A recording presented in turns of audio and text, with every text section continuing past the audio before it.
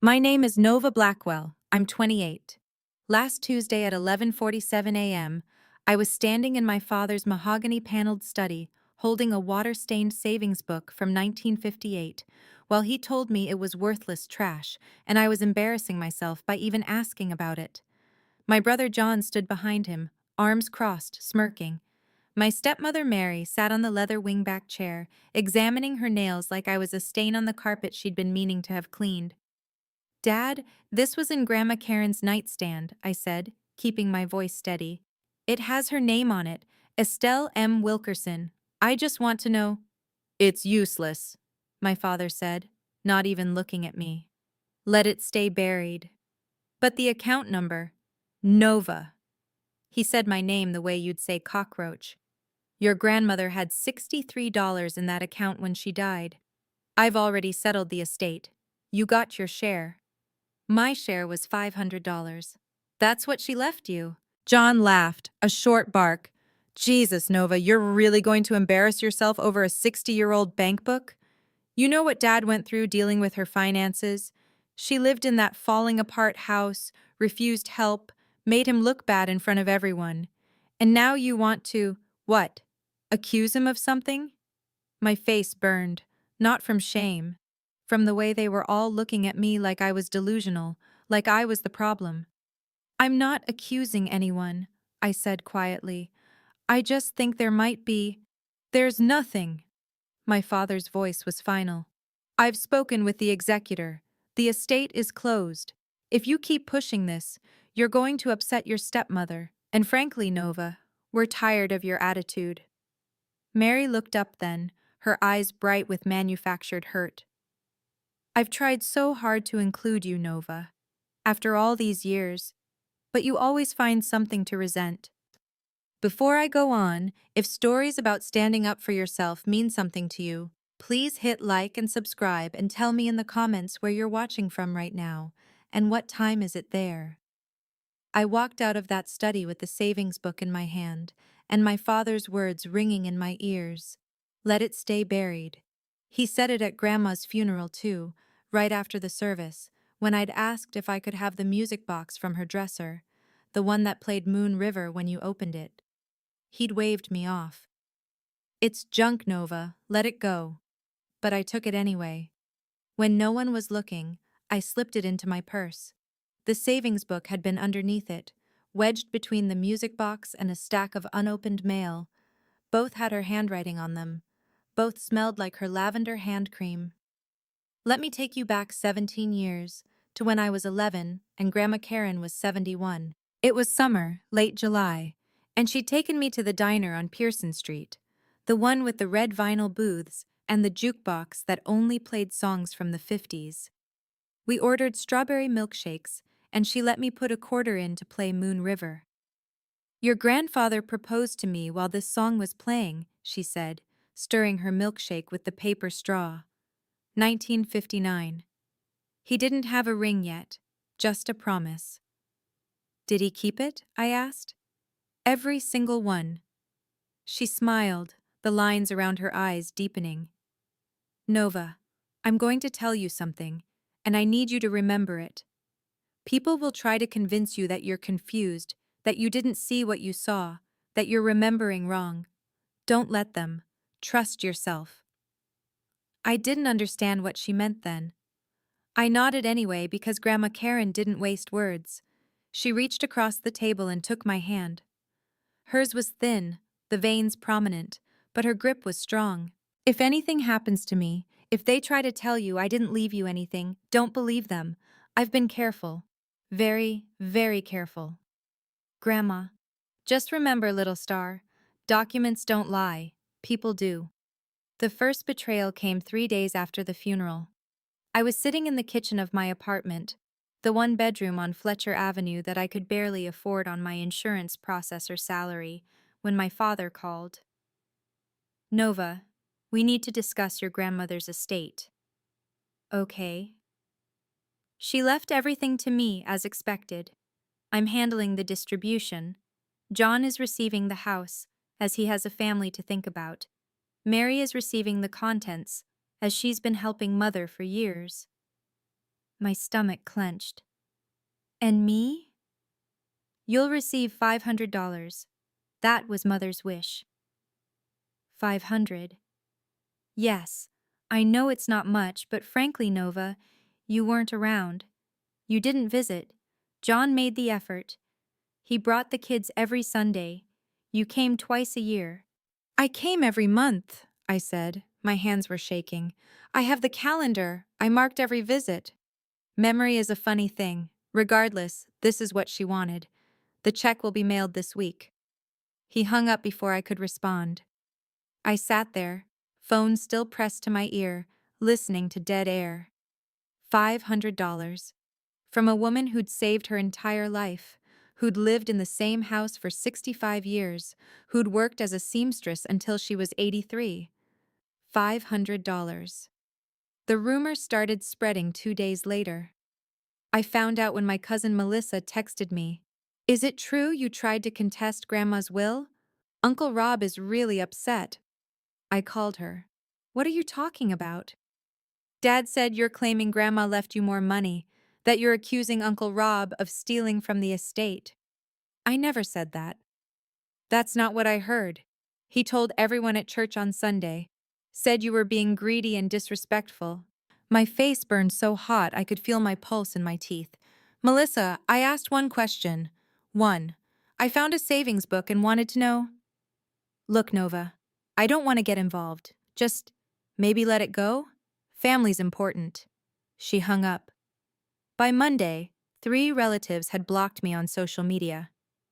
By Wednesday, my Aunt Carol had called to tell me I wasn't welcome at Thanksgiving this year because it would be too uncomfortable for everyone. I checked my bank account that night. $1,247. Rent was due in 6 days. $950. That left me $297 for food, gas, and everything else until my next paycheck in 2 weeks. The $500 check arrived on Friday. I deposited it immediately, bought groceries, paid the electric bill, survived. My job at Keystone Insurance Group wasn't glamorous, but it was stable. I spent 8 hours a day reading claim documents, cross-referencing medical records, looking for inconsistencies. My manager, Patricia, always said I had a gift for spotting lies. You read between the lines, she'd told me during my last review. Most people see what's written, you see what's not. It was that skill that kept nagging at me about the savings book. The account number format was old, pre-digital, but it was complete. 9 digits, a routing number, a signature line with Grandma's name in her careful cursive, Estelle M. Wilkerson, and a date, August 12, 1958. I couldn't let it go. 3 weeks after the funeral, I was processing a claim for a car accident when my phone rang. Private number. I almost didn't answer. Ms. Blackwell, this is Diana Chen from Riverside Savings Bank. I'm calling about account number 347882091. My heart stopped. That's my grandmother's account. Yes. We received a power of attorney request from Robert Blackwell attempting to access the account in March. Mrs. Wilkerson was still alive at the time. She came into the branch personally to block the request and add a beneficiary designation. I'm calling because she specified you should be notified upon her death. I couldn't breathe. What was in the account? I can't discuss that over the phone. You'll need to come in with identification and the original savings book. Are you in possession of it? Yes. Can you come in tomorrow? We're open until 5. I took my lunch break at 11:30 a.m. and drove to the bank. My hands shook on the steering wheel the entire way. Diana Chen was in her 50s, with silver-streaked hair and kind eyes behind wire-rimmed glasses. She took the savings book, examined it carefully, then looked at me. Your grandmother came in 7 times over the past 8 years, she said. Each time she added funds. Each time she confirmed the beneficiary designation. The last time was 6 weeks before she passed. She told me, if my son shows up, you tell him no. If my granddaughter shows up, you give her everything. How much is everything? Diana turned her computer screen toward me. I saw the number, read it 3 times. The room tilted. $3,341,865.16. That's not possible, I whispered. It's very possible.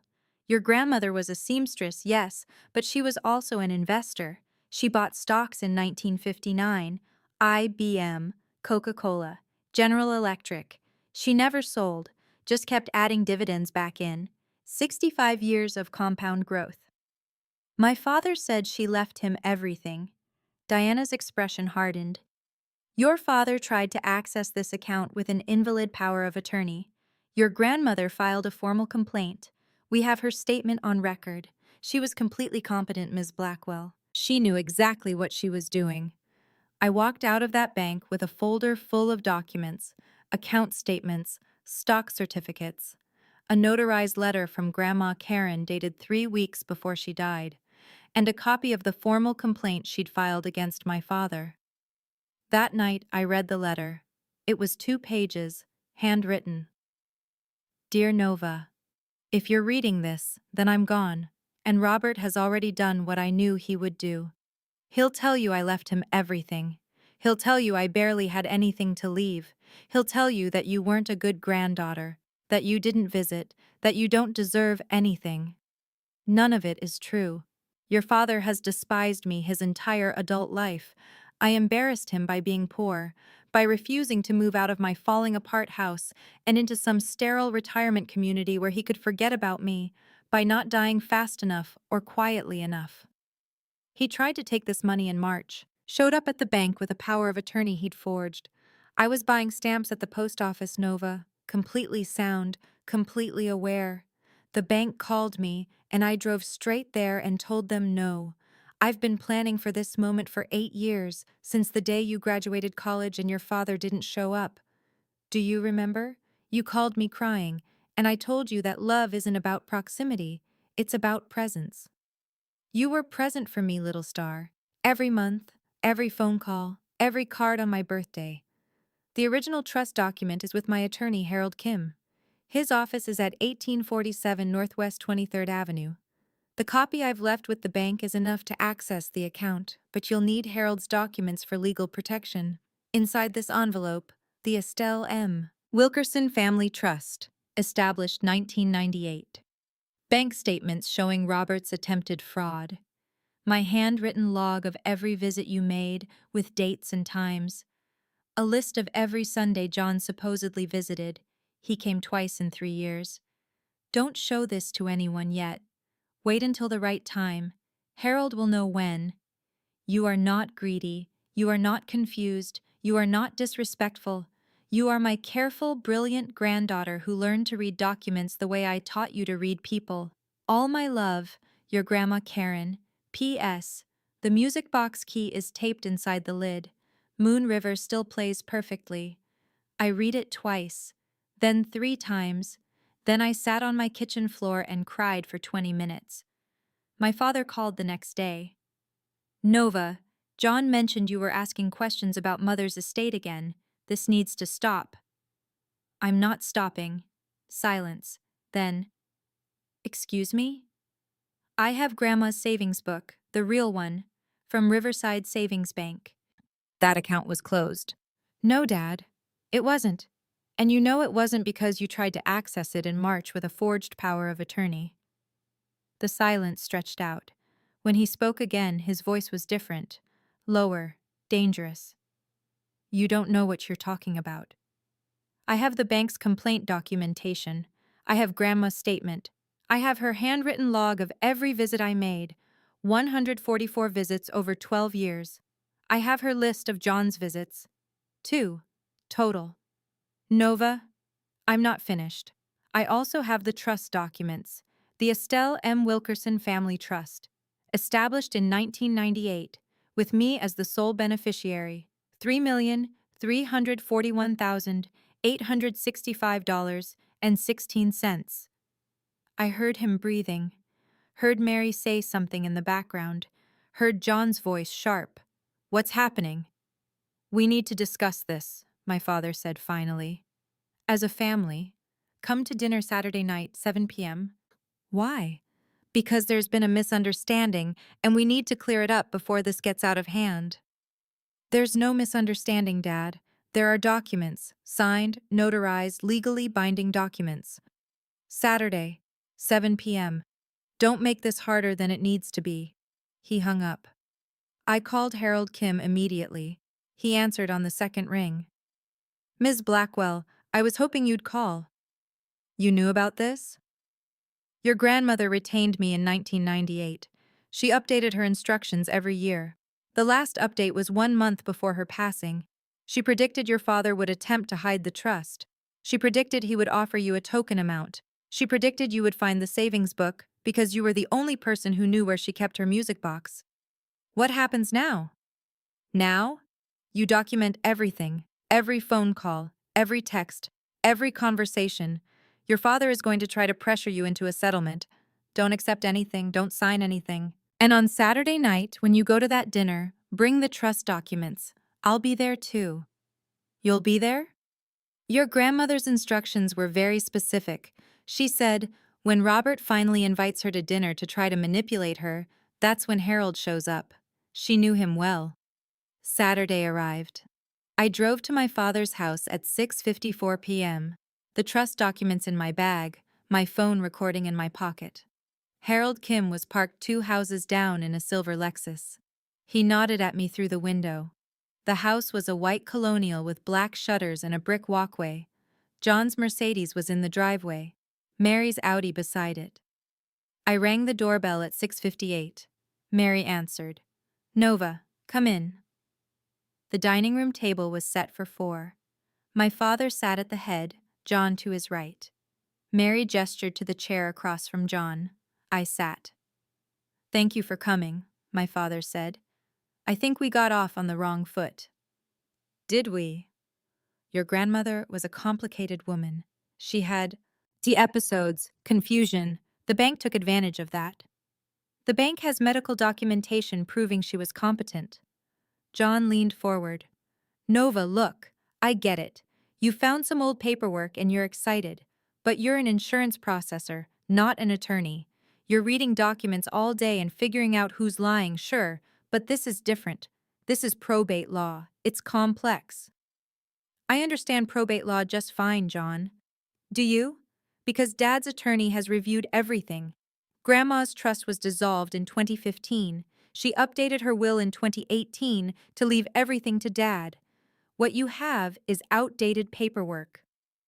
I pulled out the folder, laid it on the table, opened it to the first page. This is the Estelle M. Wilkerson Family Trust, signed and notarized on August 3, 2023, 3 weeks before Grandma died. It supersedes any previous wills or trusts. It names me as sole beneficiary. It specifically prohibits Robert Blackwell from accessing any funds, citing attempted fraud in March 2024. My father's face drained of color. Where did you get that? Harold Kim, Grandma's attorney, the one she hired in 1998 and updated every single year. Harold Kim is a con artist. Harold Kim is licensed by the State Bar Association, and he's parked outside right now waiting for my text. Mary's hand flew to her chest. Robert, what is she talking about? You said the estate was $50,000. Mary, you said your mother was poor. You said she barely left anything. She was poor, my father snapped. She lived like she was poor.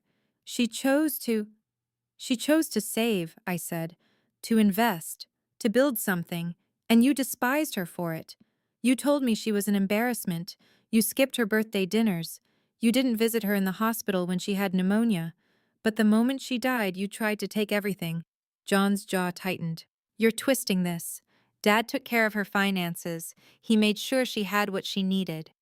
He tried to access her account with a forged power of attorney. That's a lie. I pulled out the second document. The bank's formal complaint. The witness statement from Diana Chen. The signature from Grandma Karen, dated March 18, 2024, explicitly blocking Robert Blackwell from any access. She was at the post office buying stamps, I said, completely competent, completely aware. And when the bank called her, She drove straight there and filed a complaint against you, Dad, against her own son, because she knew what you were trying to do. The room was silent. Mary's hand was still pressed to her chest. John stared at the documents like they might disappear if he looked hard enough. My father's voice was low, controlled. What do you want? Nothing. I have what Grandma left me. I'm just here to tell you that I know, that she knew, that she prepared for this exact moment. You're going to destroy this family over money. You already destroyed it. I'm just the one holding the receipts. I pulled out the last document. Grandma's handwritten log. 12 pages. Every visit I'd made over 12 years. Every phone call. Every birthday card. Every Christmas gift. Dated, timed, witnessed. She kept track, I said, of everything. And do you know what she wrote at the bottom of the last page? Nova was the only one who came when it didn't benefit her. The only one who stayed when I had nothing to give. John pushed back from the table. This is insane. You're insane. I'm documented. You're trying to. I'm not trying to do anything. I'm telling you what Grandma did. What she planned. What she protected. I stood. Gathered the documents. There's one more thing. Grandma left me a list. Of every Sunday you supposedly visited, John. The Sundays Dad told the family about. The Sundays everyone praised you for. I pulled out a single sheet of paper, laid it in front of him. You came twice, December 2021 and April 2023. Both times you needed money. Both times you left within 20 minutes. John's face went white. She tracked everything, I said softly, because she knew you'd lie. She knew Dad would lie. She knew everyone would believe you, so she kept evidence. 74 Sundays, 0 visits, except 2. Mary stood abruptly. I need a moment. She left the room. I heard a door close somewhere in the house. My father looked at me, really looked at me, maybe for the first time in years. Your grandmother poisoned you against me. No, Dad, you did that yourself. Grandma just made sure I'd survive it. I texted Harold, come in now. The doorbell rang. My father didn't move. John stared at the table. I walked to the door and opened it. Harold Kim stepped inside, briefcase in hand, 56 years old, and sharp as a blade in his gray suit. Good evening. I'm Harold Kim, attorney for the Estelle M. Wilkerson Family Trust. I'm here to witness the official notification of beneficiary distribution and to ensure Ms. Nova Blackwell's inheritance is protected under state law. He walked into the dining room, set his briefcase on the table, pulled out 3 sets of documents. Mr. Blackwell, you've been notified that the trust established by your mother names Nova Blackwell as sole beneficiary. Any attempt to contest, delay, or interfere with the distribution will result in legal action. The trust includes a no contest clause. If you challenge it, you forfeit any inheritance from any source. Do you understand? My father said nothing. Mr. Blackwell, do you understand? Yes. Harold turned to John. Mr. John Blackwell, your grandmother's will, separate from the trust, leaves you $500. The same amount your father told Nova she would receive. That distribution will be processed within 30 days. John's face crumpled. 500.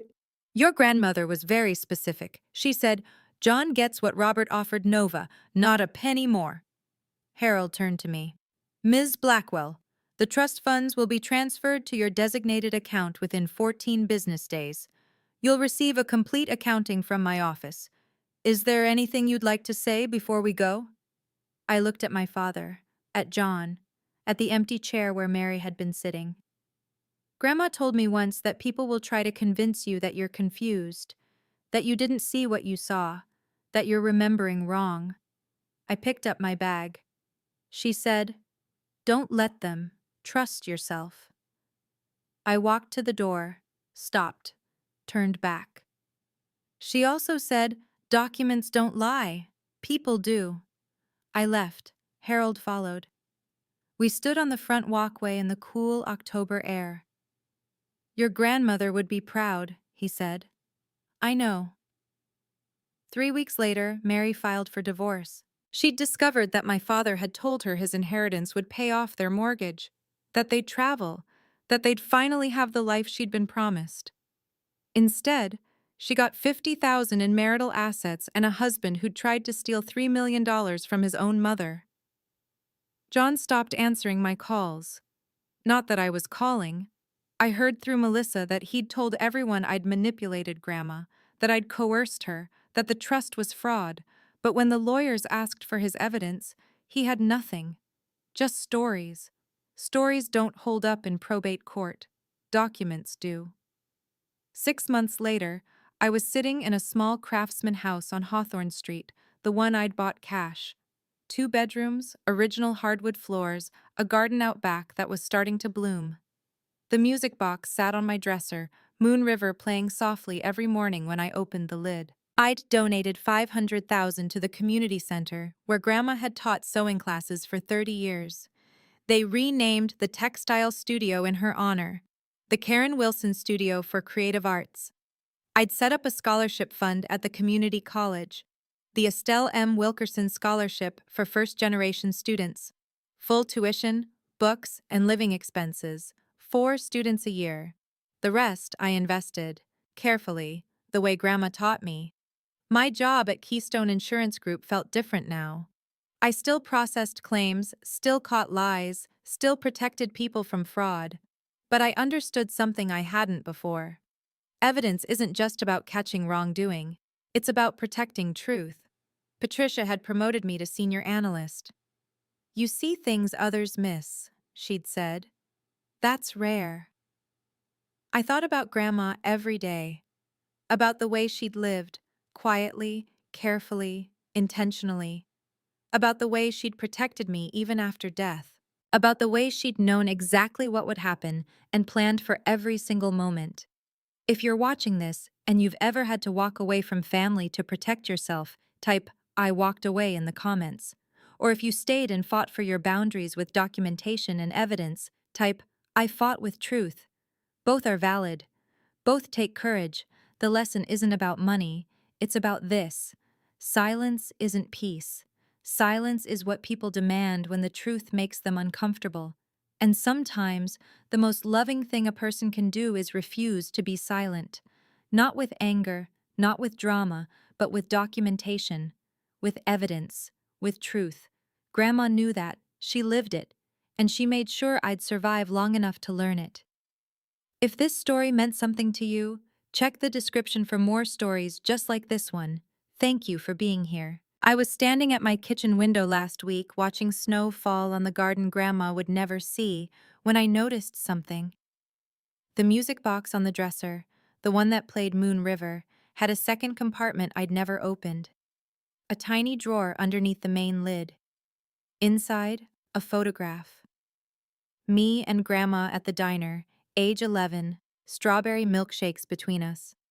On the back, in her handwriting, "Little star, documents don't lie, but love speaks louder. You were always enough. Grandma K." I put the photo on my desk, right next to the trust documents. Both matter. Both are true.